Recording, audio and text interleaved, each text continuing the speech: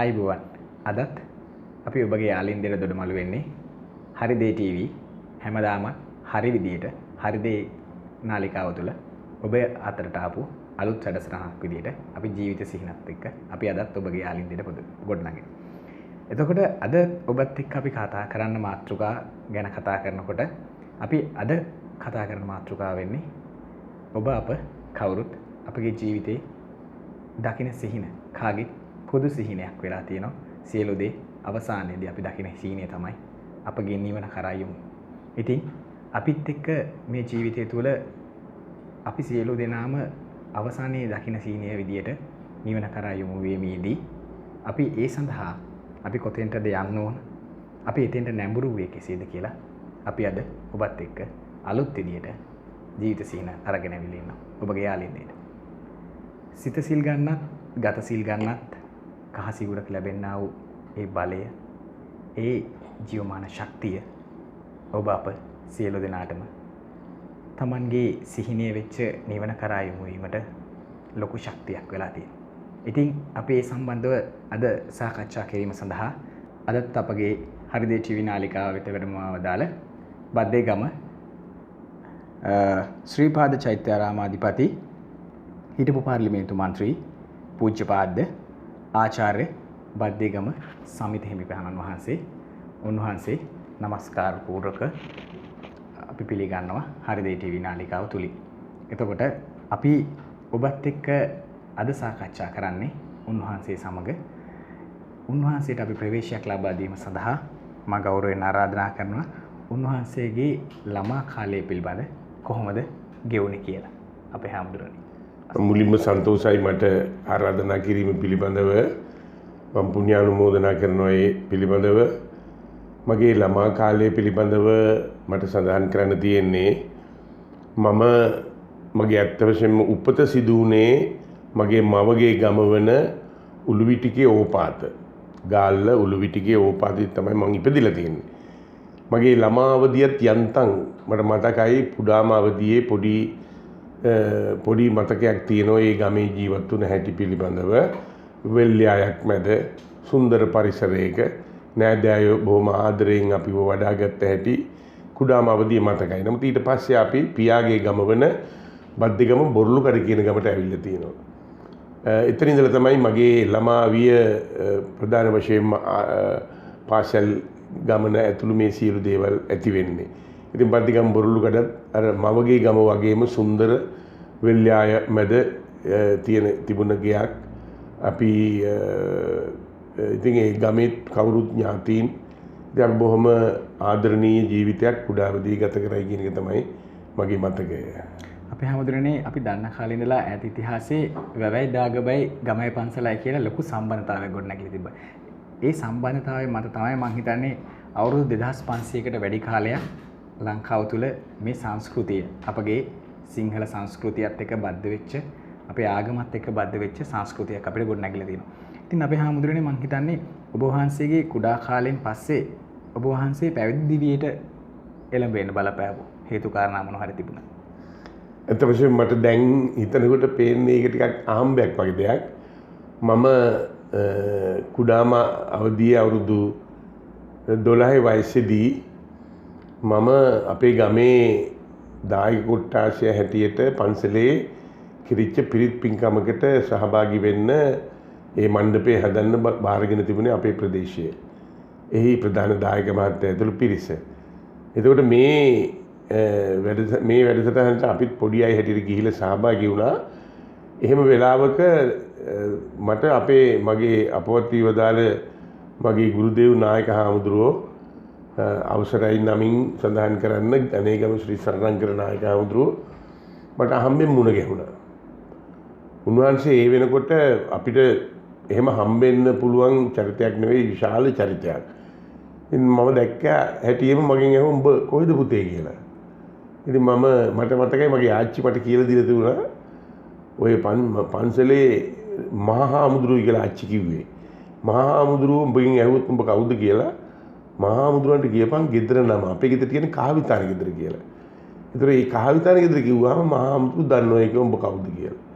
ඒ වගේ මම නායකයන්ට ඒ උත්තරේ දුන්නා. මං නායකයන්ගේ මං කාවිතානේ ගෙදරයි කියලා.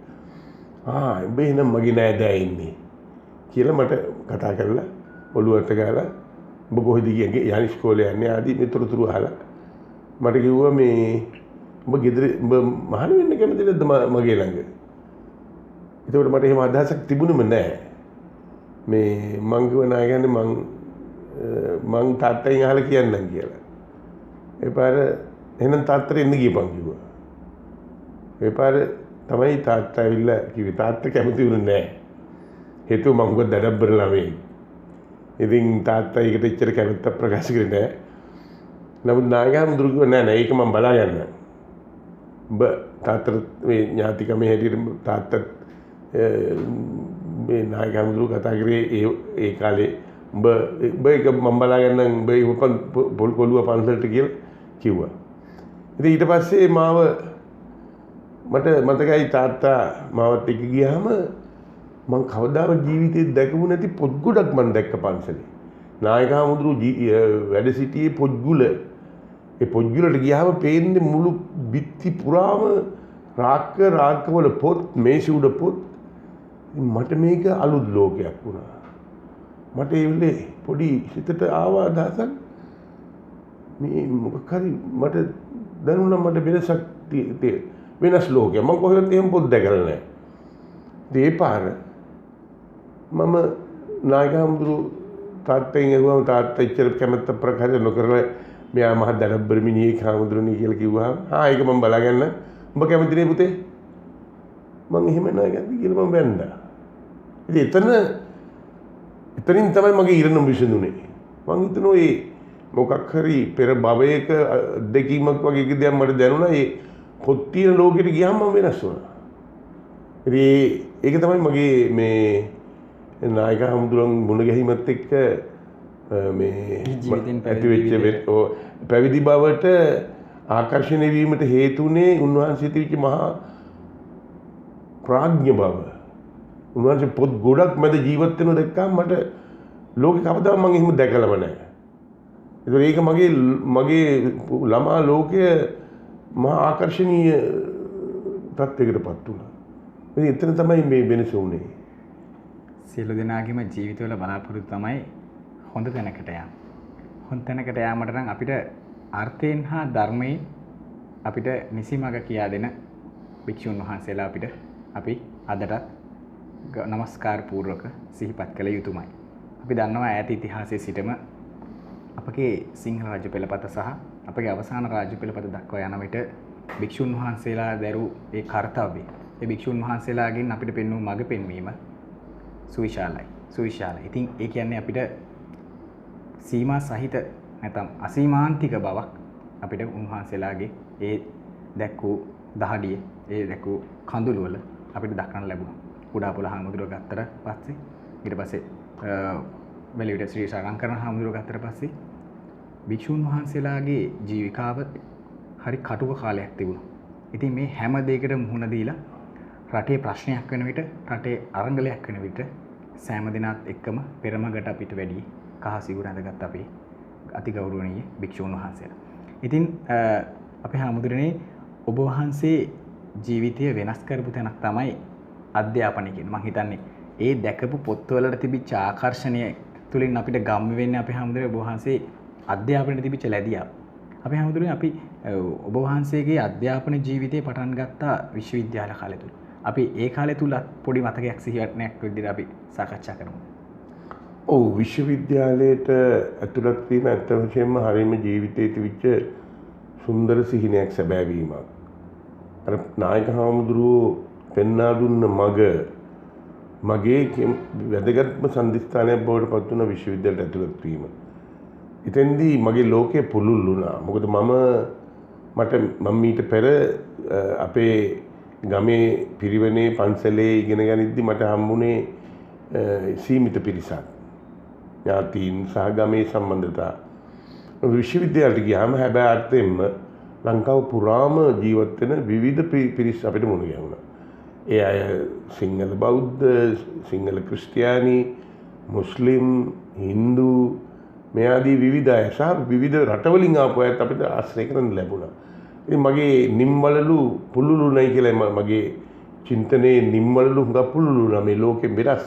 මිනිස්සු විවිධයි. මිනිස්සු විවිධ ආගම් ಜಾති බවට ඒ විදිහේ වෙනස්කම් ලෝකේ තියෙන ඒවා හරි සුන්දරයි කියන හැඟීමක් මට ඒවා විමර්ශනය කිරීම ඒවා හැදෑරීම ඒවා ඔවුන් සමග ඇසුරු කරන්න ලැබෙන එක විශාල අත්දැකීමක් බවට පත් වෙනවා. ඉතින් ඒ නිසා මගේ විශ්වවිද්‍යාල ජීවිතය හුඟක්ම සුන්දරයි කියලා මට මතක තියෙනවා.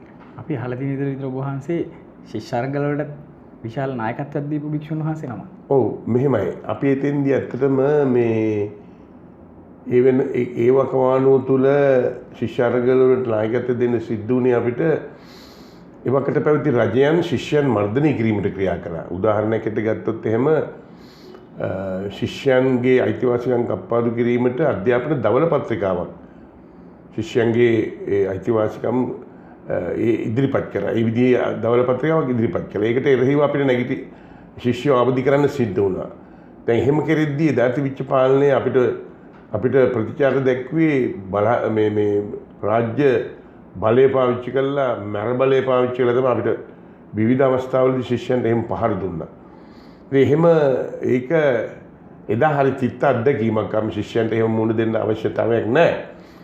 නමුත් ඉතින් මට තේරුණා ඉතින් මේකත් මේ ශිෂ්‍යාර්ගලවල එක්තරා අවස්ථාවක්. ඉතින් ඒ නිසා මම ඒ ගැන කනගාටු වෙන්නේ නැහැ. නමුත් ඒ අත්දැකීම ජීවිතේට ලොකු ශක්තියක් ගෙනාවා. සෑම අවස්ථාවකම භික්ෂුන් වහන්සේ නමක් කියන්නේ අපේ ඕනම ගැටලුවක ඉදිරිපත් වෙන පොදු නායකත්වයක්.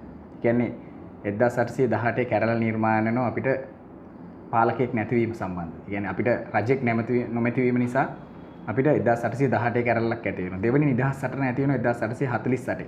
මේ හැම කැරළක් තුලදීම අපිට භික්ෂුන් වහන්සේ වටා පොදු ජනකාව ඔවුන්ගේ නායකත්ව ලක්ෂණ සඳහා ඉදිරිපත් වුණා.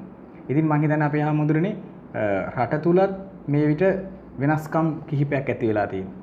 අපිට අධ්‍යාපන රටාව තුලත් මම හිතන්නේ අපේ හාමුදුරනේ යම් කිසි වෙනස්කම් දක්නට ලැබෙනවා. අපිට අපි එදා දකින සංවර්ධිත මෙමින් පවතින රට අදටත් සංවර්ධනය මෙමින් පවතින රටක් විදිහට තමයි අපිට දක්නට ලැබෙන්නේ. ඉතින් අපේ හාමුදුරනේ මේක අධ්‍යාපන ශාස්ත්‍රයේ හැරවුම් ලක්ෂයක් විය යුතු ස්ථාන මම හිතන්නේ තියෙනවා. අපි විශ්වවිද්‍යාල ජීවිතයෙන් ගත්තට පස්සේ විශ්වවිද්‍යාලයෙන් අවුට් වෙන සෑම දරුවෙක්ටම රාජ්‍ය රැකියාවක් බලාපොරොත්තු. ඉතින් මම හිතන්නේ මීට වැඩිය අපේ කාර්මික පැත්ත මම හිතන්නේ දියුණු වුණොත් අපේ හාමුදුරනේ අධ්‍යාපන රටාව තුළ අපේ රට මීට වඩා වෙනසකට යන්න හැකියාවක් තියෙනවා. ඔබ වහන්සේ දරන මතය මොකක්ද අපේ හාමුදුරනේ සම්බන්ධයෙන්? ඔව් මම පළමුවෙන්ම තේරුම් කරන්න අවශ්‍යයි අපි ඒ යුගවල දැන් අපි ශිෂ්‍යව අවදියට වඩා අද හුඟක් සංකීර්ණ සමාජයක් තියෙන්නේ. අද විශේෂත්වය තියෙන්නේ මේ එදා බටහිර තිබිච්ච සංවර්ධනය අද වේගෙන් ආසියාව කරා පැමිණෙමින් තියෙන්නේ. එතකොට ආසියාවේ චීනය මුල් කරගනිපු ඉන්දියාව මුල් කරගනිපු නැගෙනහිර ආසියානු රටවල් වල ඒ ඇතිවෙන සංවර්ධන ක්‍රියාවලිය ඉතා බලවත් එකක්. ඒතර මේ බලවත් එක පදනම් වෙන්නේ කර්මාන්ත මත, කාර්මික ඥානය මත. ඒ නිසා එතකොට දැන් අපේ ශ්‍රී ලංකාව භූගෝලීය වශයෙන් පිහිටලා තියෙන ඉතාම වැදගත් සන්ධිස්ථානයක. ඉන්දියන් සාගරයේ උපක්‍රමික වශයෙන් ඉතාම වැදගත් ස්ථානයක තමයි පිහිටලා තිබෙන්නේ. එතකොට අර කියමනක් තියෙනවා මේ ඉන්දියානු සාගරයේ ආධිපත්‍යය යමෙක් දරන්නේද ඔහු ලෝකාධිපත්‍යය දරනවායි කියලා. එතකොට ශ්‍රී ලංකාව මේ තරම වැදගත් මර්මස්ථානයක තියෙන නිසා මේ එන සියලු දේවල් වල ප්‍රතිඵල ලබා ගන්න නම් ජාතියක් හැටියට අපි පළවෙනි කොන්දේසිය තමයි ජාතියක් හැටියට අපි සන්නද්ධ වෙන්න ඕන. දැනුමෙන් සන්නද්ධ වෙන්න සහ සංවර්ධනය කරලා ගමන් කරන්න පළවෙනි කොන්දේසිය තමයි රට තුල සාමය ඇති වෙන්න ඕන. ඒ වගේම රට තුල දූෂණය අල්ලස අවසන් කරන්න ඕන. ඒ වගේම ජාතීන් අතර සහයෝගීතාවය මුළු සියලු ජාතීන්ට අදහසක් දෙන්න මේක අපේ රට. ඒ නිසා පොඩි දේවල් වලට මේ ජාතික ගීය සිංහලෙන්ද ගායනා කරන්නේ දෙමළෙන්ද ගායනා කරන්නේ කියලා රණ්ඩු වෙන්නේ නැතුව ඒවාට සුදුසු තීන්දුව ගන්න ඕන. එතකොට එහෙම අරගෙන අපි ජාතීන් අතර සමාදානය ඇති කරගෙන සියලු අයට හැඟීමක් දීලා මේක අපේ රට, ඒ නිසා අපි සංවර්ධනය කරගෙන යන්න ඕන, අපේ සංස්කෘතිය රැක ගන්න ඕන. මේ කාරණා මත පදනම් වෙච්ච ඉදිරි දැක්මක් අපිට තියෙන්න ඕන. අපි විශේෂයෙන්ම මම කියවලා තියෙන පොතක් මහාචාර්ය ට්‍රැවලින් මහා බ්‍රිතාන්‍ය බ්‍රිස්ටල් විශ්වවිද්‍යාලයේ හිටපු මහාචාර්යවරයා ඔහු පොතක් ලියලා තියෙනවා ද බුද්ධ කියලා, බුදුන් වහන්සේ. මේ පොතේ වෙනම පරිච්ඡේදයක් ලියලා තියෙනවා සිංහලීස් බුද්දිසම් කියලා. මේ සිංහලීස් බුද්දිසම් කියන මේ පරිච්ඡේදය ලියලා ඔහු ඒකේ අවසානයේ කියනවා මේ ලංකාවේ මෙච්චර උසස් 85% ඒ වෙනකොට කියවීමේ සහ ලිවීමේ හැකියාව ලබාගෙන තියෙන්නේ සිංහල බෞද්ධ භික්ෂුන් වහන්සේ ගමේ දරුවෝ පන්සලට කැඳවලා පන්සලේ බොමළුවේ කෝටුවකින් අයනු ලියලා ඒ කරපු සේවය නිසා තමයි ඇමරිකාවට එංගලන්තයට නැති මේ ලියවීමේ සහ කිවීමේ හැකියාව ලබා දීලා තියෙන්නේ. එතකොට හැබැයි ඒක විශාල ජයග්‍රහණයක්. නමුත් අද ප්‍රමාණයෙන් ගත්තාම ඒක හොඳටම මදි. අද ලිටරසි රේට් එක මනින්නේ කියවීමේ සහ ලිවීමේ හැකියාවට වඩා කොච්චර තාක්ෂණික ඥානයක් තියෙනවද? ඒකෙන් තමයි අපිට ආර්ථික සංවර්ධනයට යන්න පුළුවන්කම තිබෙන්නේ. ඒ නිසා අපි අතීතය ගැන ආඩම්බර වෙලා විතරක් නවතින්නේ නැතුව නවීන තාක්ෂණයේ විශේෂයෙන්ම අපේ වර්තමාන ජනාධිපතිතුමා ගෝඨාභය රාජපක්ෂ මැතිතුමා බොහොම දුරදක්නා නුවණින් ප්‍රකාශ කරන කාරණය තමයි තාක්ෂණය. අත්‍යවශ්‍යයි තාක්ෂණය. එතෙන්දි විශේෂයෙන්ම අපි ලෝකේ මම දැකපු දේ තමයි මේ රියදුරු බලපත්‍රය කියන එක තවමත් අපේ රටේ මහා ලොකු කොන්දේසියක්. ඒක වෙනම යන්න ඕන, වෙනම ඉගෙන ගන්න ඕන, කැපකිරීම ගොඩක් කරන්න ඕන ලබා ගැනීම. ලබා ගැනීම සඳහා മന്ത്രിවරු පස්සේ යන්න ඕන, මේ ඔක්කොම කරන්න ඕන. එතකොට නමුත් මේක උසස් පෙළට යන ළමයින්ට ඉස්කෝලේදීම මේ පුහුණුව ලබා දෙනවා නම් එතකොට එළියට බහිනකොට ඕනම කෙනෙකුට වාහනේ එලවන්න පුළුවන්. ඒක තවදුරටත් මහා ලොකු කොන්දේසියක් වෙන්නේ නැහැ. ඒක වාහනයක් එලවන්න පුළුවන් හැකියාව කියන එක රැකියාවකට කෙනෙකුට විශාල සුදුසුකමක්. ඒ වගේ මේ වාහනේ මූලික මේ කාර්මික දැනුම එක හදිසි කැඩුණොත් ටයර් මාරු කරග මේ ඔක්කොම කරන්න. දැන් අපිට පේන්නේ හුඟක් මේ මොබයිල් වල හිර වෙච්ච බොහොම අලස සමාජයක තමයි තරුණ පිරිස් ඉන්නේ. අර විදිහේ මේ ප්‍රායෝගික අත්දැකීමක් තියෙන ඕනම තැනකදී දැන් රියදුරු බලපත්‍රය කියන එක තියෙනවා නම්, අත්දැකීම් තියෙනවා නම්, අපි සාමාන්‍ය සරල දෙයක් ගත්තොත් ගමනක් යද්දී අතරමඟදී අපි කියන රියදුරු මහත්තයා නිදිමතයි. හරි මං ගත්තා ගියා. ඒතකොට ඒක ඒ වගේ හැකියාවක් තියෙන ඉදිරිපත් වෙන්න පුළුවන් තරුණ පරපුර එකෙන් විශාල පෞරුෂ වර්ධනයක් සිද්ධ වෙනවා. තමන් වටින කෙනෙක් බවට පත් වෙනවා. දැන් මම හොඳ අත්දැකීමක් මට කියන්න මම පාරක් ස්වීඩන් රටේ මම හිටියා මේ මාස දෙකක්. ඒ කට්ටිය මම ඉද්දෙද්දි ගියා නිවාඩුවකට. යද්දි මේ මට බිත්තියේ වාහන 4ක යතුරු තියෙනවා. මට කිව්වා ඔන්න වාහන තියෙනවා ෆුල් පෙට්‍රල් ගහලා තියෙන හැම වාහනයකම බලන්න ඕන වෙලාවක ඕනක් ගිහින් ඉන්නේ කියලා. ඉතින් මං කොහෙද යන්නේ? මට ඩ්‍රයිවිං බෑනේ. ඉතින් ඒ නොහැකියාව ආඩම්බරයක් නෙවෙයි. හැකියාව තමයි ආඩම්බරය. ඒ නිසා මේ අපේ දරුවන්ට මේ ලෝකයේ ආධිපත්‍යය, ඉන්දියානු සාගරයේ ආධිපත්‍යයේ යමෙක් සතුද ඒ අය ලෝකයේ ආධිපත්‍යය ගන්නව නම් ලංකාවේ අපි අන්නේ ආධිපත්‍ය සඳහා අවශ්‍ය දැනුම් සම්භාර එකතු කරගෙන සන්නද්ධ වෙලා අපි ඉදිරියට යන්න ඕනේ. අපි හැමදෙරේ මම හිතන්නේ 1948 අපිට නිදහස ලැබෙන වර්ෂයකට කලින් 1947 තමයි ඉන්දියාවට නිදහස හිමි වෙන්නේ. ඔවුන් අද මං හිතන්නේ අපේ අබුහන්සේ කතා කරා වගේ තාක්ෂණික පැත්ත ගත්තට පස්සේ අපිව පරයා ගිහින් තියෙනවා. අපි ගත්තට පස්සේ ලේලන්ඩ් බස් ටික ගත්තට පස්සේ බජාජ් ගත්තට පස්සේ අපේ සියලුම වෙළඳපොළ ඔවුන් ආක්‍රමණය කරලා තියෙනවා. ඒ මං හිතන්නේ අබුහන්සේ කියපු ඒ තාක්ෂණික දැනුම ඔවුන් දිනු කරගෙන නිසා වෙන්නේ. නමුත් අපි තවමත් වෙනත් ජාතීන්ගෙන් ලංකාවට බඩු ආනයනය කරන ජාතියක් බඩපත් වෙලා තියෙනවා. අපි දෙවන ලෝක යුද්ධය ගත්ත පස්සේ ජපානයට හිරෝෂිමා නාගසාකි වලට බෝම්බ ප්‍රහාර එල්ල කරාට පස්සේ හිරෝෂිමා නාගසාකි කියන එක නැත්තර නැති වෙනවා. නමුත් අද ජපානය කියන එක කාර්මීකරණය ඉතින් අපි හැමෝටම ලංකාවේ අපි වැත්තට පස්සේ ලංකාවේ වෙළඳපොළ සම්පූර්ණ ආක්‍රමණය කරලා තියෙනවා. මම හිතන්නේ අපි හැමෝටම අපි එතෙන්ට යන්න නම් අපි අධ්‍යාපන ශාස්ත්‍රයේ මොනවද වෙනස් වෙ යුත්තේ? මෙහෙමයි මම හිතනවා ප්‍රධාන වශයෙන්ම මීට පෙර තිබුණා ප්‍රාග් වෘත්ති අධ්‍යාපනයක්. ඒක ඒ කාලේ ශිෂ්‍යෙක්ව යම් අරමුණකට තමන්ගේ පියාගේ හෝ ගමේ තියෙන කර්මාන්ත සම්බන්ධ අවබෝධයක් මූලික වශයෙන් ලබාගෙන ඒ දරුවට යම් අදහසක් එළියට බහිද්දි මම මේ දේ තමයි කරන්න ඕන කියන අදහසක් ඇති වෙන තත්ත්වයක් එදා තිබුණා. නමුත් ඒක ක්‍රමානුකූලව නැති වෙලා ගියා. ඒ වගේම අපේ ඊට අමතරව අපි මේ දරුවන්ව දිරිමත් කරන්නේ නැහැ නව නිර්මාණ වලට යන්න කියලා. ඒව අගය කරන්නේත් නැහැ. දැන් මම හොඳ උදාහරණයක් හැටියට කිව්වොත් මේක සත්‍ය සිද්ධියක්. ඒ පුතා මට ඕනලාගේ ඉදිරිපත් කරන්න පුළුවන්. මේ දරුවා මේ ගිය සතියාව මං හම්බෙන්නේ. ආවේ යාගේ පුංචි අම්ම කෙනෙකුත් එක්ක තව යාගේ යාළුවෙකුත් එක්ක ඇවිල්ලා මට කිව්වා හාන්දරනේ මම පොලිසියෙන් හොයනවා. එතකොට මට පොලිසියට කතා කරලා මම බේරගන්නේ කියලා. මං ඇහුවා මොකද පුතේ ප්‍රශ්නේ? මෙයා අවුරුදු 19ක 20ක විතර දරුවෙක්. මෙයාගේ රස්සාව තමයි මෙයා කොහේ හරි තියෙන මෝටර් සයිකල් කෑලි වාහන කෑලි මේවා ගිරහල් ඉවරලා ඒකින් අලුත් එකක් හදනවා. මෝටර් සයිකල් කෑලි ගිරහල් හදලා ෆිට කරලා හොඳ අලුත් එකක් හදලා විකුණනවා. රුපියල් 30000ට 20000ට විතර ගිරහල්ලා කෑලි ටික එකතු කරලා තනින් ගිරහල්ලා හදලා මේක 80000කට විතර ලොකු ගාණක් තියාගෙන මිනිහ විකුණනවා. දැන් ඔහොම කෑලි හොය ඉද්දි මිනිහ කුරවිටින් මිනිහට හම්බෙලා තියෙනවා මේ ගිහිල්ලා බලනකොට මේ මෝටර් සයිකලයක් තියෙනවලු අර CC400.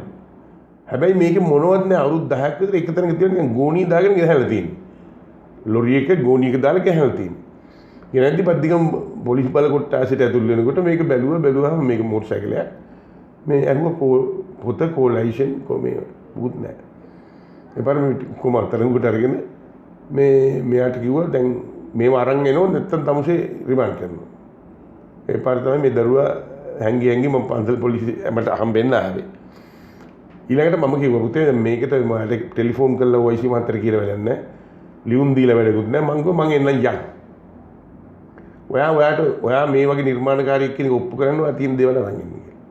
බැලුවම මේ කොළුණක සහතික තියෙනවා. ෆොටෝස් තියෙනවා ඔක්කොම තියෙනවා මේ නව නිර්මාණ ගැන. ඒ පාර මම ගිහලා වයිසි මාතර කාරුණිකව පැහැදිලි කරා මෙන්න මේකයි මේ කොළුව කරන්නේ. ඒ තාත්තා මට කියනවා හාන්දරනේ මං ජීවිත කාලයක් ගෑරේජ් වැඩ කරලා මට හම්බ කරන්න බැරි වුණා. මෙයා කෙටි අවුරුදු 2ක් ඇතුළත මෙයා අපිට ඉඩමක් අරගෙන ගේකුත් හැදුවේ. මෙයා ඉතින් කියලා ඒ කාරණා වයිසි මාතර පැහැදිලි කරාම අනේ එතුමා බොහොම කාරුණිකව මේක තේරුම් ගත්තා. තේරුම් අරගෙන අර ටික නිදාස් කරලා දුන්නා. එතකොට මේ කොළුව මට කියනවා හාන්දරනේ මට පුළුවන් නම් උදව් කරන්න මං හෙලිකොප්ටරයක් හදන්න. මට පුළුවන් හෙලිකොප්ටරයක් හදන්න. හැබැයි මට හිරේ නම් ඉන්න බෑ හෙලිකොප්ටර හදන්න. මට හදන්න පුළුවන්. ඒ කොළුව මට කියන දිහා උගේ ඇස් දෙක දිහා බැලුවම මට පෙන්න උට කරන්න පුළුවන්. ඉතින් මං අහන්නේ කොහේද මේ වගේ දරුවන්ට ඉඩ තියෙන්නේ? නව නිර්මාණ කරාම මේ අත්තරංගුට ගන්න නම් හදන්නේ. බයෙන් නම් මේව කරන්න ඕන. දැන් ඒ විදේශ රටවලට එයා හදපු මෝටර් සයිකල් විකුණපු අය ඒවා හයිවේ වල පැදලා පෙන්නනවලු. එතකොට මෙයා කියනවා මට හයිවේ එක රැට හරි මට දෙනව නම් අවස්ථාවක් මේ මං කාර් එක දැන් හදලා තියෙනවා. ඒක මේ ප්‍රායෝගිකව දුවලා පෙන්නන්න මට ලෝකෙන් ඩිමාන්ඩ් එක ගන්න බෑ. ඉතින් මම බැලුවා ගෝඨාභය මැතිතුමා කිව්වෙත් මේකනේ ආණ්ඩුවේ රස්සාවල් බලන් ඉන්නේ නැතුව නිර්මාණ කරන්න කියලා. ඉතින් මේ නිර්මාණ කරන දරුවට ධෛර්යයක් දෙන්න කෙනෙක් නැහැ. ඒ දරුව බේරගන්න කෙනෙක් නැහැ. මම කල්පනා කරන්නේ අපේ වැඩිහිටියන්ගේ චින්තනයත් රජයේ වගේ යුත්තන්ගේ චින්තනයත් හැදෙන්න ඕන අලුත් පරපුරකට නව නිර්මාණ කරන්න ඉඩ දෙන්න කියලා. ඊශ්‍රායලය ලෝකේ වැඩිම නව නිර්මාණ කරන්නේ. ඔවුන් මම දැක්ක එක විශේෂඥයෙක් ඊශ්‍රායල් විශේෂඥයෙක් කියලා තිබුණා ලංකාවේ ළමයි නව නිර්මාණ කරන්නේ රස්සාවකට යන්න බලාගෙන. අපේ රටේ නව නිර්මාණ කරන්නේ ලෝකෙට විකුණන සල්ලි ගේන්න බලාගෙන. ඔකයි දෙකේ වෙනස. ඒ නිසා මම හිතනවා ඊශ්වරකාරයන්ගේ අරමුණ ඒ මෝටිවේෂන් එක ඒ වගේ අරමුණකට අපි යන්න ඕන. ඉතින් ඒකට අවශ්‍ය තරුණ ප්‍රජාවක් අපි සකස් කරගන්න ඕන. කියන්නේ අපේ හැමදෙරෝනේ රටක පරාදීනත්වයට බලපානවා මිනිසුන්ගේ ආකල්ප සහ මිනිසුන්ගේ හැකියාවන්. ඒ වගේම රටේ දියුණුවටත් ඒ දේවල්ම අපිට ප්‍රයෝජනයට ගන්න පුළුවන්. ඉතින් ඉනෝවේෂන් කියන එක මම හිතන්නේ අපේ හැමදෙරෝනේ රටේ දියුණුව සඳහා බලපාන ප්‍රධාන සාධකයක්. ඉතින් මම හිතන්නේ අලුත් පරපුරක් ගැන කතා කරමු මේ වෙලාවේ. අලුත් විදියට හිතපු පරපුරකට අපි ආරාධනා කරනවා රැඳී සිටින්න. අපි කෙටි විරාමයකට ගිහිල්ලා නැවතත් ඔබත් එක්ක සමු වෙනකම් හරිදේ ටීවී ගාල්ල කාර්යාලය අබේසේකර ලීබඩු මාලිගයේ උඩුමහල ලබුදුව ගාල්ල අලුත් අදහස් තියෙනම් අපිට දැනුම් දෙන්න 077යි 321යි 3966.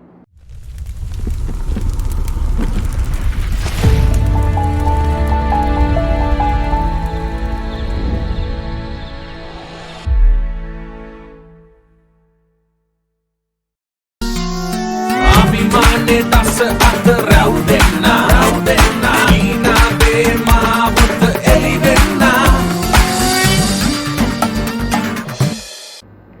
තම ශක්්‍යතාව තම මනසින්ම දැකිය යුතුයි.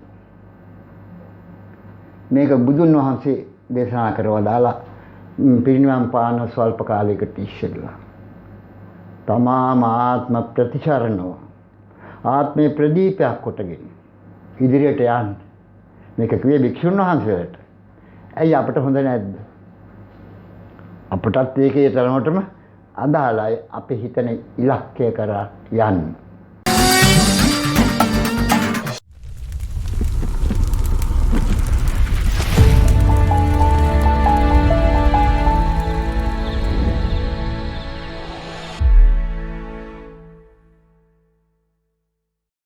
හැමදාම වගේ අලුත් දේවල් හරි විදියට ඔබගේ යාලින්දට අරන් ආපු හරිදේ ටීවී විදියට නාලිකාව තුලින් අපි අද වැදගත් මාතෘකා කිහිපයක් ඔබට ජීවිතයේ සිහින දකින ඔබත් එක්ක සාකච්ඡා කරනවා. ඒ තමයි අපිත් එක්ක අද අපගේ ආලින්දයට කොටලා යන්නේ බද්දේගම ශ්‍රීපාද චෛත්‍යාරාමාධිපති හිරු පාර්ලිමේන්තු මන්ත්‍රී පූජ්‍යපාද ආචාර්ය බද්දේගම සමිත අපේ හාමුදුරුවෝ වහන්සේ. ඉතින් මම හිතන්නේ අද ගොඩක් දේවල් අලුතෙන් සාකච්ඡා කරා. ඔබගේ ජීවිතේට කොහොමද ජීවිතේ වෙනස් කරන්න බලපාන සාධක, කොහොමද ඔබ දකින සිහිනය වලට අපගේ අවසාන සිහිනය වෙච්ච අපගේ නිවන කරා යොමු වීම සහ අපගේ නිවන කරා යොමු වීමේදී අපිත් එක්ක වෙනස් වෙන්න ඕන තැන්, අපි ජීවිතය හැරෙන්න ඕන තැන් කොහොමද කියලා අපි මීට පෙර කතා කරා. ඉතින් අපේ හාමුදුරනේ අපි කලින් සාකච්ඡා කරා වගේ අපි මුලින්ම කතා කරා ඔබ වහන්සේගේ විශ්වවිද්‍යාල ජීවිතයෙන් පස්සේ ඔබගේ ඔබ වහන්සේගේ ගෙවුණු ජීවිතය පිළිබඳ. ඔබ වහන්සේ මට මතකයි අපේ හැමදෙරෝනේ ගාල්ල දිස්ත්‍රික්කයෙන් ඉහළින් මනාප ළමාගෙන ඔබ වහන්සේ යනවා අපගේ විවස්සාදායකයෙක් වෙච්ච දියවන්නාවට පාර්ලිමේන්තුවේ 2001. ඔබ වහන්සේට ඇයි මේ වගේ එකපාරටම දේශපාලනයට එන්න හිතුනේ? මේක ඇත්තටම මම ප්‍රකාශ කරන්න ඕන මම කවදාවත් දේශපාලනයේ මැතිවරණට ඉදිරිපත් වෙන කල්පනා කරපු කෙනෙක් නෙවෙයි. නමුත් මට මම එංගලන්තේ විශ්වවිද්‍යාලයට ගිහිල්ලා අධ්‍යාපනය අවසන් කරලා ලංකාවට එනකොට ලංකාව ලේවිලා 88 එතකොට ප්‍රජාතන්ත්‍රවාදය අහලකවත් නැහැ. මිනිස්සු මර බයෙන් හිටියේ. මේක විශාලා මහනුවර වෙලා තිබුණේ. ඉතින් ඒකට ඒ අනුව ඇවිල්ලා මම මගේ ගමේ කටයුතු කරනකොට මට ඉබේම මේකෙන් මග අරින්න බැරි වුණා. මම ළඟට දෙමව්පියෝ ඇවිල්ලා කිව්වා අනේ අපේ පුතා බේරලා දෙන්න හාමුදුරනේ. ආගියතක් නැහැ. ඉතින් මම හිමින් ඒව පටන් ගත්තාම මට තේරුණ දේ තමයි මේ රටේ සාමාන්‍ය මිනිහට දුප්පත් මිනිහට ඉඩක් ඇත්තෙම නැහැ. ඊළඟට මේ අර්ගල වලට තරුණයෝ ආකර්ෂණය වෙන හේතුව තමයි මේ ඇති නැති පරතරය. විශාල පීඩා මට ඒක විශේෂයෙන්ම ආසන්න වුණා මොකද මම දුප්පත් පවුලක දරුවෙක්. පන්ති භේදේ. ඉතින් එතකොට මේ පීඩාව තුල මේ තරුණ පිරිස නොමග ගියා. ඉතින් ඒක නිසා මට ඔවුන් කෙරෙහි දැඩි අනුකම්පාවක් තිබුණා. ඒ අනුව භික්ෂුවක් ක්‍රියා කළ යුත්තේ කරුණාවෙන් සහ ප්‍රඥාවෙන්. එතකොට කරුණාවෙන් බලන්නේ මේ සිදුවෙන දේ දිහා බලලා හිතේ කම්පන ඇති වෙන කම්පනය කරුණාව, ඒ වගේම ප්‍රඥාවෙන් බලාපොරොත්තු වෙන්නේ මේකට විසඳුම, මේකට මෙලොව වශයෙන්ුත් පරලොව වශයෙන්ුත් තියෙන විසඳුම මොකක්ද කියන එක හොයාගන්න තමයි උත්සාහ කරන්නේ. ඒතර ඒ අනුව මම කල්පනා කරා වහාම තියෙන විසඳුම තමයි මේක රටේ ප්‍රජාතන්ත්‍රවාදය ඇති කරන්න ඕන. ඒ නිසා අපි 88 89 මේ සිද්ධීන් අවසන් වෙනකොටම පළවෙනි ප්‍රාදේශීය සභාවට මම ඉදිරිපත් විය යුතුයි කියලා ඒ ප්‍රදේශීය ජනතාව මට ඇවිල්ලා කිව්වා. බද්දිගම ප්‍රදේශයේ සාමාන්‍ය මිනිස්සු ඇවිල්ලා කිව්වා හන්දරනේ මේකේ නැවත ප්‍රජාතන්ත්‍රවාදී සමාජයක් ඇති කරගන්න ඕන. ඒකට ප්‍රවේශයක් ගන්න නම් හාමුදුරුවෝ වගේ අය මේකට යන්න ඕන කියලා. ඉතින් යනුව කල්පනා කරලා යනුව ඒ තීන්දුව ගත්තා. ඉතින් ඒ කටයුතු කරගෙන යද්දී ආපසු ජනතාව කල්පනා කරා මට උන්ම යෝජනා කරා එහෙනම් දැන් හාමුදුරුවෝ මේ වැඩේ මෙච්චර සාර්ථකව කරලා තියෙන මොකද හාමුදුරුවෝ ළඟට තරම් ලං වෙන්න බෑ වෙන മന്ത്രിවරු ළඟට. හාමුදුරුවන්ට ළඟට අපිට ඇවිල්ලා දුක කියන්න පුළුවන්. ඒක නිසා තවුන්නාසේ ඇහුම්කන් දෙනවා. ඒතර ඒ ගුණය අපිට ඉතාම වටිනවා. ඒක නිසා මෙතනින් නවතින්නේ නැතුව පළාත් සභාවට ඉදිරිපත් වෙන්න අපි ඡන්ද දෙන්නම් කියලා. ඒ කිව්වා වගේ මිනිස්සු ඡන්ද දුන්නා. ඉතින් එහෙම ගමන් කළා තමයි අවසානයේ පාර්ලිමේන්තුව දක්වා යන්න ඕනේ. මොකද මට තේරුණා මේක දුක් ගැනවිලි කී ඉඳලා හරියන්නේ නැහැ. මේක නීතිමය තත්ත්වෙනුත් වෙනස් කරන්න පුළුවන් තරකට අපි යන්න ඕනේ කියලා. රටේ නීති හදන තැන අපි හම්බුනේ. එතනට යන්න ඕනේ කියලා. ඉතින් ඒ අනුව තමයි අපි අවස්ථාවට ඒකට සහභාගී වුණේ. නමුත් ඉතින් අවාසනාවකට අවුරුදු දෙකක් තමයි මට කාලය ගත කරන්න පුළුවන්කම ලැබුණේ. ඒ කාලය තුළ මහ ලොකු දෙයක් විපක්ෂ මන්ත්‍රීවරයෙක් ගත කරන්න පුළුවන්කම තිබුණේ නැහැ. නමුත් මම සන්තෝෂයි ඒ වෙලාවේ තිබිච්ච යුද්ධමය තත්ත්වය සමාහන් කර ගැනීමට අවශ්‍යයි කියන කාරණේ හෝ මම රටට කිව්වා. ඒක යුද්ධයෙන්ද සාමයෙන්ද අවසන් කරන එක වෙනම තීන්දුවක්. නමුත් මේ පණිවිඩය රටට දීලා දෙන්න බෞද්ධ භික්ෂුවක් හැටියට රටේ සාමය ඇති කරගන්න අවශ්‍යයි කියන මතවාදය මම පාර්ලිමේන්තුව තුළ ඇති කරා. ඒ නිසා මම හිතන්නේ මම ජනතාවගෙන් මට ලැබුණු පාඩම තමයි මම ඉගෙනගෙන මේ දීර්ඝ ගමනකට මම එළඹුණේ. අපේ හැමදෙරේ අපිට මතකයි මිෂනාරීන් බුද්ධාගමට එළව පහර දෙන අවස්ථාවේ අපේ වාදිසිංහ මිගෙට්ටුවත්තේ ගුණානන්ද හාමුදුරුවෝ තමන්ගේ ආගමට තමන්ගේ දහමට එල්ල වෙන මඩ ප්‍රහාර වෙනුවෙන් උන්වහන්සේ නොබීව ඉදිරියට ආපු අපේ ගෞරවනීය භික්ෂුන් වහන්සේ නම. මම හිතන්නේ ඔබ වහන්සේත් මම හිතන්නේ රටේ තැලෙන පොඩි වෙන දුප්පත් ජනයා වෙනුවෙන් හඩක් නපුව භික්ෂුන් වහන්සේ නම. ඉතින් ඔබ වහන්සේ මම හිතන්නේ 2001 පාර්ලිමේන්තුවට ප්‍රවේශ වෙලා මම හිතන්නේ කෙටි කාලයක් මම හිතන්නේ අපිට දියවන්නාව තුල මම හිතන්නේ ඔබ වහන්සේට ගත කරන්න උනේ. ඉතින් මම හිතන්නේ ඔබ වහන්සේගේ ඒ කාලය තුල මම හිතන්නේ විශාල දෙයක් බද්දගම නැත්තම් ගාල්ල ප්‍රදේශයට සිද්ධ වුණා. ඔබ වහන්සේගේ නැවත බලාපොරොත්තුවක් තියෙනවද අපි මේ දේශපාලන කටයුතු වලට ප්‍රවිෂ්ඨ වෙන්න? ඇත්තටම මම පෞද්ගලික කාලේ ලැබුව අත්දැකීම තමයි අර කොළඹට කිරි අපිට කැකිරි තමයි තවම. ඒක වෙනස් කරන්න යම් අදහසක් හරි තියෙන ගෝඨාභය රාජපක්ෂ මැතිතුමාට විතරයි. ඒකට මම උදාහරණයක් හැටියට කියන්නේ මේ අසමත් සාමාන්‍ය පෙළ අසමත් සමෘද්ධිලාභී ඒ කියන්නේ සමෘද්ධිලාභීන් කිව්වහම දැන් පොඩි ප්‍රශ්නයක් තියෙනවා. පෞද්ගලික වකවානුවේ සමෘද්ධිය දීලා තියෙන්නේ ඇති හැකි අයට. ඇත්තටම නැති බැරි මිනිස්සු තෝරලා සමෘද්ධිය දෙනවට වඩා මේ පෞද්ගලික දරුවෙකුට රස්සාවක් දෙනවා නම් එතනින් නැගිටින්න පුළුවන්. නැත්නම් හැමදාම සමෘද්ධිය කකා ඉන්න බලනවා. ඒක මිනිස්සුන්ගේ වැරද්ද නෙවෙයි අපේ වැරද්ද.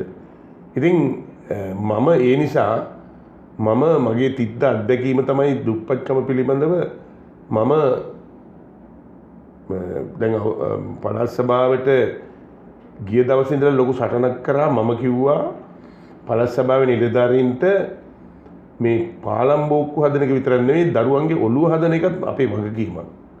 පාලම් බෝක්කු අනික් කට්ටිය හදයි මට හැබැයි ඕන මේක මීට වැඩි වෙනසක් කරන්න. මොකද්ද? මම කිව්වා අද මම මෙතෙන්ට ආවේ පොත් කියවපු නිසා. මගේ ගුරු හාමුදුරුවෝ මට උදේ 4ට අවදි කරලා පොත් කියවන්න කිව්වා. එදා මම අකමැති වුණාට මට වේවැල් පාර දීලා ඒක කරවපු නිසා මම අද ලෝකෙට යන්න පුළුවන් මිනිහෙක් වුණා. ඒ නිසා මම ඒක අද්දුටුයි ප්‍රත්‍යක්ෂයි ගුණයි කියන එක මම දන්නවා. ඒ නිසා මම පළාත් සභාවට යෝජනා කරා කොළඹ සැප්තැම්බර් මාසේ පැවැත්වෙන පොත් ප්‍රදර්ශනයට දරුවෝ යවන්න මට විමර්ශිත මුදල් ඕන. මේක දුන්නෙම නෑ. පළවෙනි සැරේ මට දුන්නේ ලක්ෂ 2යි. ඊළඟ සැරේ මම 6ක් ගත්තා. අවසානයේදී මම ලක්ෂ 12ක් මගේ බජට් එකේ වැඩිම හරිය මම යොමු කරා. යොමු කරලා දරුවෝ යවුවා. ඒ කියන්නේ අපි හැමෝටම පොත් ප්‍රදර්ශනය නැරඹීම සඳහා දහම් පාසල් දරුවන් සහ පාසල් දරුවන් නොමිලේ රැගෙන යාම. ඔව්.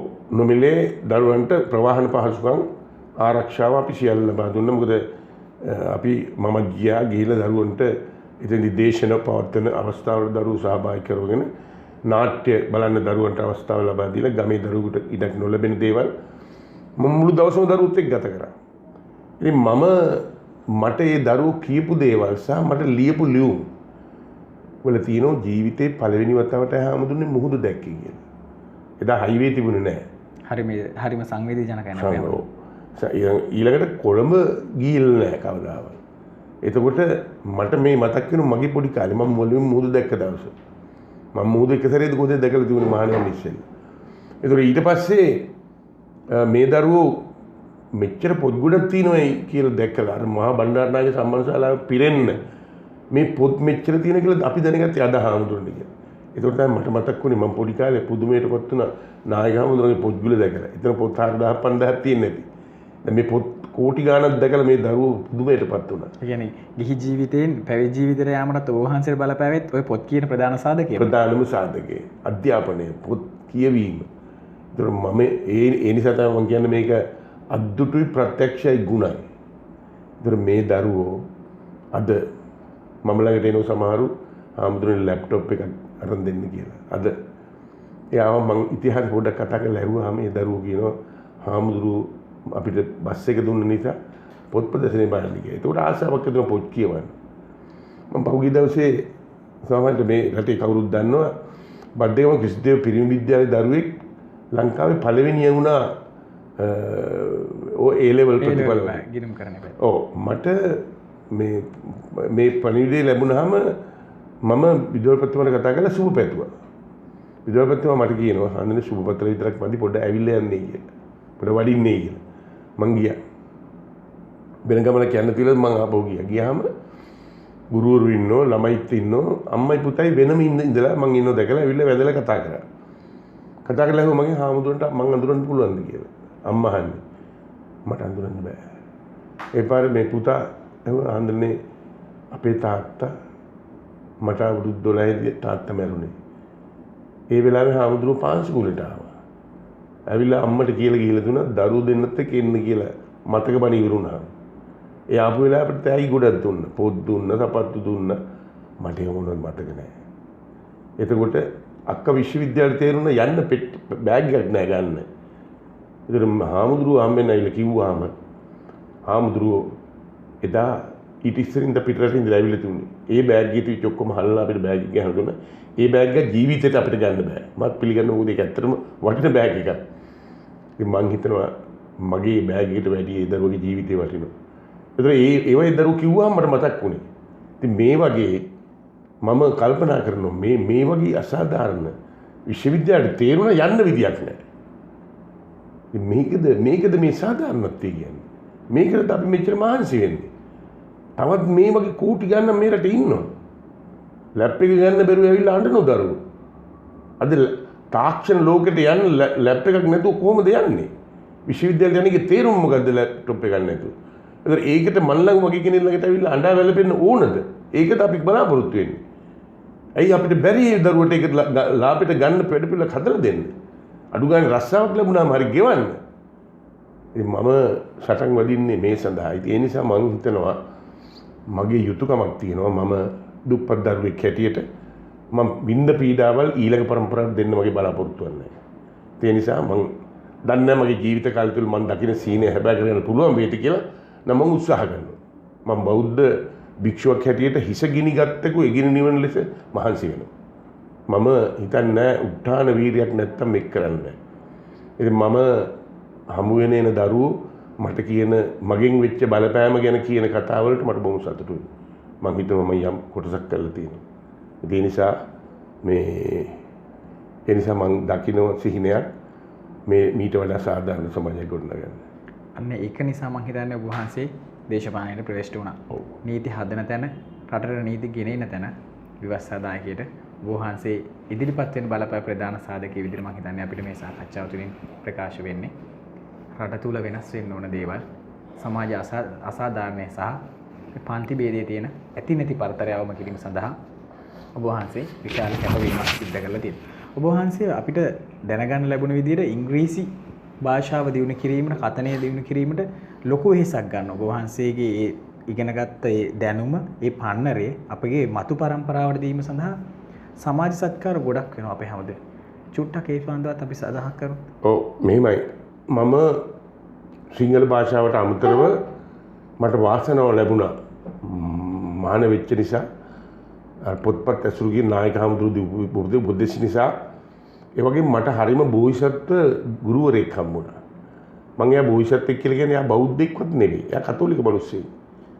නමුත් මම හිතුවා එයා බෝධිසත්වෙක් කියලා. මොකද එයා ඒ විතරක් නෙවෙයි බෞද්ධෙක් විතර නෙවෙයි ඇත්තටම දැඩි ලෙස මත්පැන් බීපු මිනිස්සෙක්.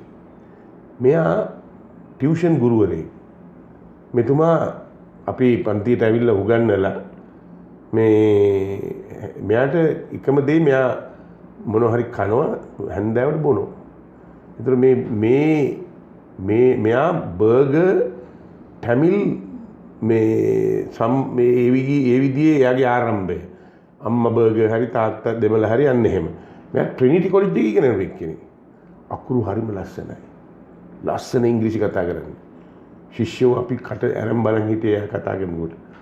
මේ මිනිස්සයා හැමදාම අපි ඒ දවස්වල රුපියල් 10යි මාසෙකට ගන්නේ.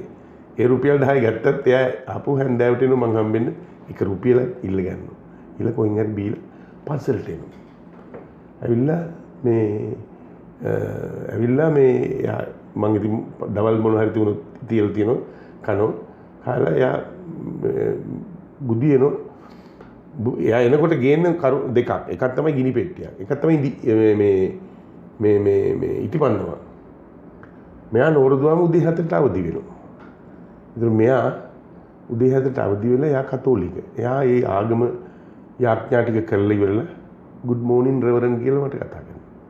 එතන ඉඳලා මම ඉංග්‍රීසියෙන් කතා කරනවා. එයයි මම ඉංග්‍රීසියෙන් කතා කරනවා. අන්න මට ඒ පොඩි අවදියේ ඉංග්‍රීසි වලට මාව බය නැති කරා. එතකොට මට ටිකක් අවුරුදු 2-3ක් යද්දි මට සාමාන්‍යයෙන් කතා කරන්න පුළුවන්. සාමාන්‍යයෙන් කියවන්න පුළුවන්. මම ඉංග්‍රීසියට බය නැහැ. මම ඕන කෙනෙක් කතා කරනවා. මේ හයිය එතුමා දුන්නා. හරිම අද මට හරි දුකක් තියෙනවා එතුමාගේ ජීවිතුන් අතර නැහැ කියලා මට හිත හොයාගන්න බෑ මට. ඉතින් ඒ වගේම නායක හමුදුරුවෝ මට නිතර කිව්වා පුතේ ඉංග්‍රීසි ඉගෙන ගන්න ඕනේ. දැන් ওই සර්ගෙන් ඉගෙන ගන්න කියලා. ඉතින් ඒ විදිහට මාව ධෛර්යමත් කරා. ඊළඟට මට අවසානයේ එංගලන්ත විශ්වවිද්‍යාලයට යනකොට මම හොඳටම සූදානම් ඒ භාෂාව මට හොඳට හුරුයි. මට බොහොම ලේසි වුණා ඒ ගමන යන්න. එහෙට ගියාම මට තේරුණා ඉංග්‍රීසි භාෂාව නැතුව ඒ කියන්නේ අනිත් භාෂාවල් අනවශ්‍යයි කියන එක නෙවෙයි. ලෝකේ අපි මොනවා කතා කරත් ලෝකේ මුදල් පරිහරණය වෙන්නේ බැංකු ගනුදෙනු වෙන්නේ තානාපති සම්බන්ධකම් තියෙන්නේ සාහිත්‍ය ගණිතය විද්‍යාව තාක්ෂණය මේ ඔක්කොම ගනුදෙනු වෙන්නේ ඉංග්‍රීසි භාෂාව හරහා.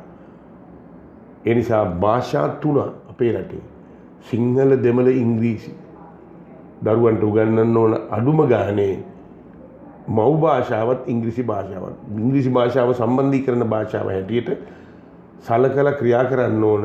එකක් දැනුම ඇද ගැනීම. ලෝකයේ කියන මහා සාගරයේ තියෙන දැනුම අපි ගන්න තියෙන පයිප් එක තමයි ඉංග්‍රීසි. ඒක මම ලෝභ නැතුව කියන්නේ මම අර ඉස්සෙල්ලා කිව්වා වගේ අත්දැකීම අද්දුටුයි ප්‍රත්‍යක්ෂයි ගුණයි. ඉතින්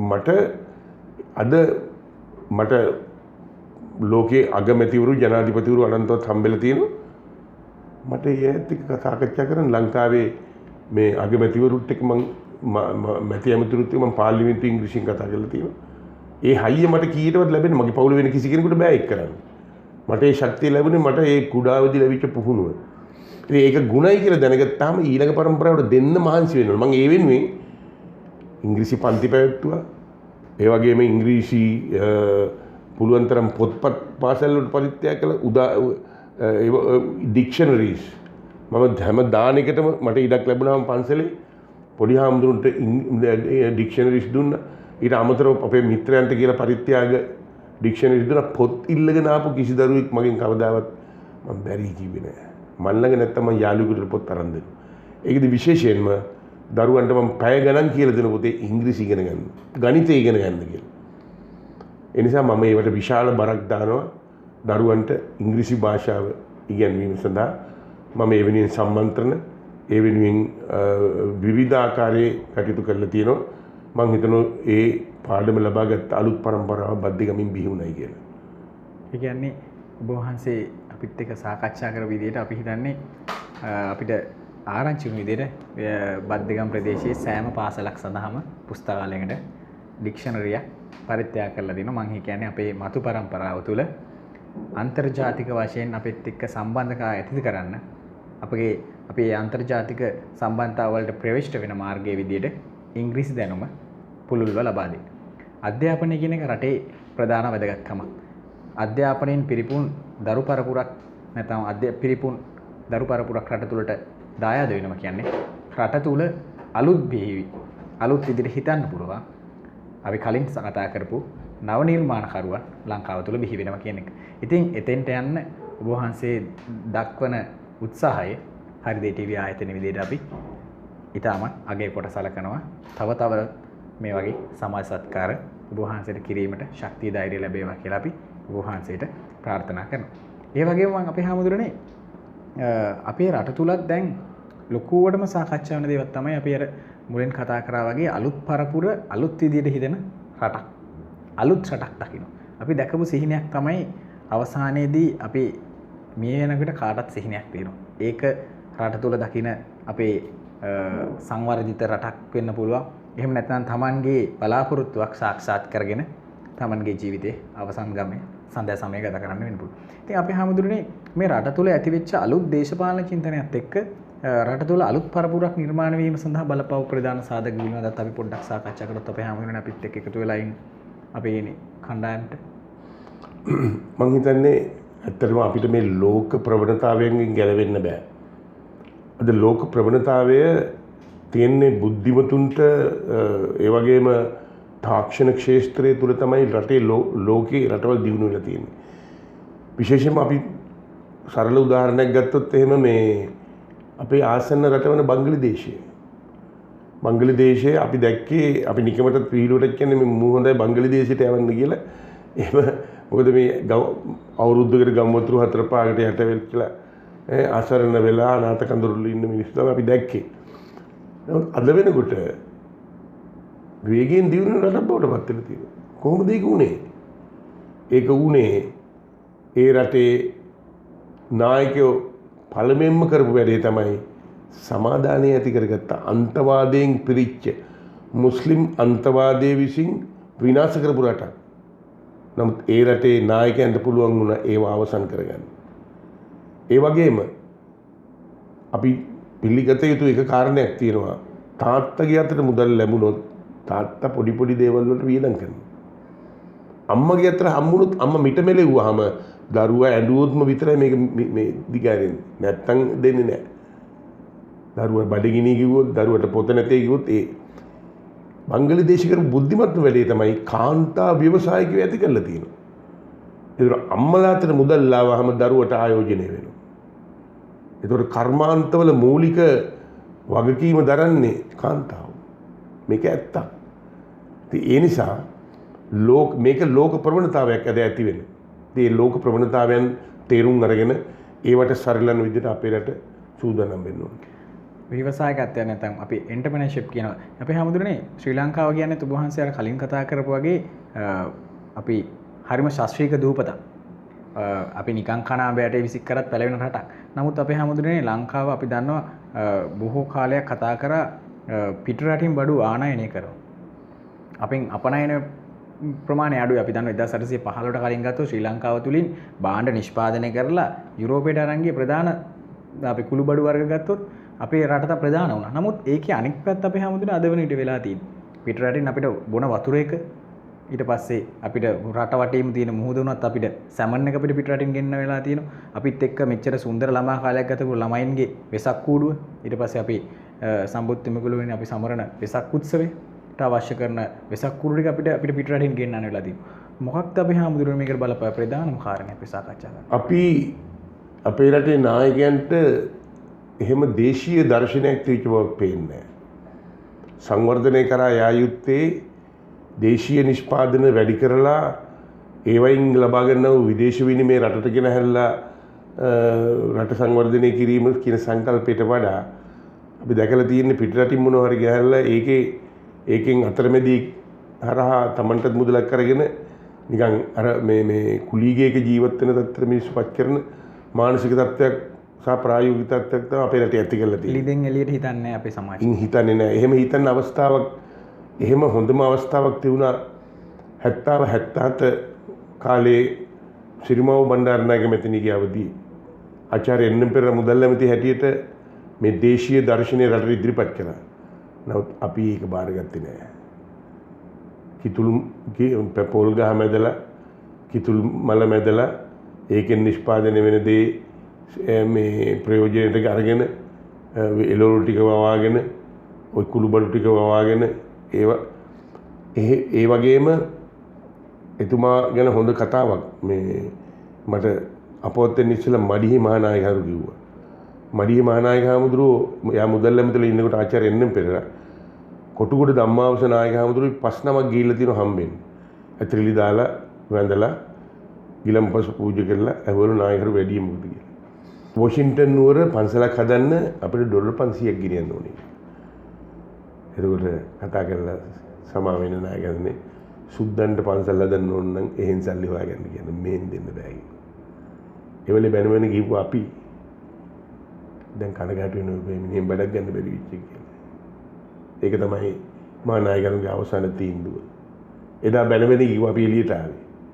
නමුත් ඒ මිනිහා කිව්ව දේ ඇහුවනම් අපි අද කොතනද ඉන්නේ කියලා අපිට තේරුම් ගන්න පුළුවන්. අපේ රට තුළ අපිටම නිෂ්පාදනය කරන්න පුළුවන් නම් මම හිතන්නේ අපේ නිෂ්පාදන වලට හොඳ මිලක් දෙන්න පුළුවන් නම් ඇයි අපි රට දියුණු කරන්න ඔච්චර නගලන්නේ. ඉතින් අපි හැමදේම මම හිතන්නේ රට තුළ අලුතෙන් සංකල්ප එකතු වෙලා තිනවා. රට තුළ අලුතෙන් මිනිස්සු අලුත් විදිහට හිතන් දෙනවා. අවසාන වශයෙන් මම අපේ හැමදෙරණගෙන් අහන්නම් රටේ ඔබ වහන්සේගේ දකින අවසාන සිහිනේ කුමක්ද කියලා අපිත් ඒකතු වෙන ප්‍රේක්ෂක වෙන සාකච්ඡා කරොත් ඔබ වහන්සේ ඉදිරියේදී මේ රටේ අයුක්තිය අසාධාරණේ පන්ති ભેදයේ වෙනුවෙන් ඉදිරිපත් වීමට අවස්ථාවක් ලැබුණොත් ඒ සඳහා ඔබ වහන්සේගේ දායකත්වය කොහොමද කියලා බැලුවොත් අපිත් එක්ක බලාගෙන සිටින ප්‍රේක්ෂකයන් මෙහෙමයි මම හිතන්නේ කොළඹ රෝයල් කොලෙජ් එකේ තියෙන පහසුකම් මේ මාබලගම තියෙන ඉස්කෝලේටත් ලැබෙන්න ඕන. ඒක තමයි සාධාරණත්වය. මේ දරුවෝ හැමෝගෙම අපි ඒ දරුවන්ට ඊර්ෂ්‍යාව කරන්නේ නැහැ. රෝයල් එකේ දරුවන්ට විතරයි පහසුකම් තියලා අපි කෑ ගහන්නේ නැහැ. නමුත් මේ පහසුකම ගමේ දරුවට දෙන්න ඕනේ කියන මතේ මම ඉන්නේ. ඒ නිසා මේ සමාජ අසාධාරණේ වෙනස් කරන්න පුළුවන් දර්ශනයක් ඇති දුප්පත්කම නැති කරලා අලුත් પરම්පරාවකට අලුතෙන් හිතන්න පුළුවන් වෛරයෙන් ක්‍රෝධයෙන් ජීවත් නොවන සාමයෙන් සමාදානයෙන් කටයුතු කරන්න පුළුවන් අලුත් පරපුරක් බිහි කරන්න නම් මේ තියෙන අසමානතාවය අවම කරන්න ඕනේ.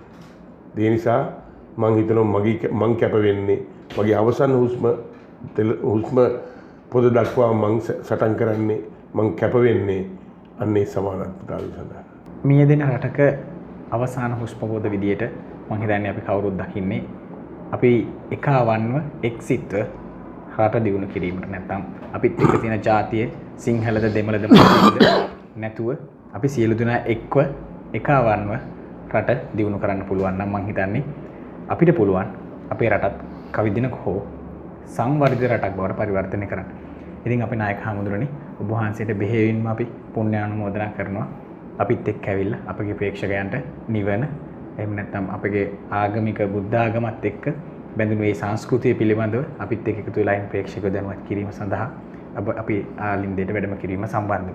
ඒ වගේම ඔබ වහන්සේගේ ඒ දැකපු සිහිනේ ඔබ වහන්සේට අපගේ මතු පරම්පරාවට ලබා දීමට හැකියාව ශක්තිය ධෛර්ය වාසනාව ලැබේවා කියලා හරිදේ ටීවී ආයතන විදිහට අපි ඔබ වහන්සේගේ නිදුක් නිරෝගී භාවය ප්‍රාර්ථනා කරන ගමන් අපි අදට ඔබගේ ආලින්දේ සමුගෙන යනවා හරිදේ ටීවී ජීවිත සීනත් එක්ක නැවත දිනයක ඔබත් එක්ක දොඩමළු වීම බලාපොරොත්තු වෙයි.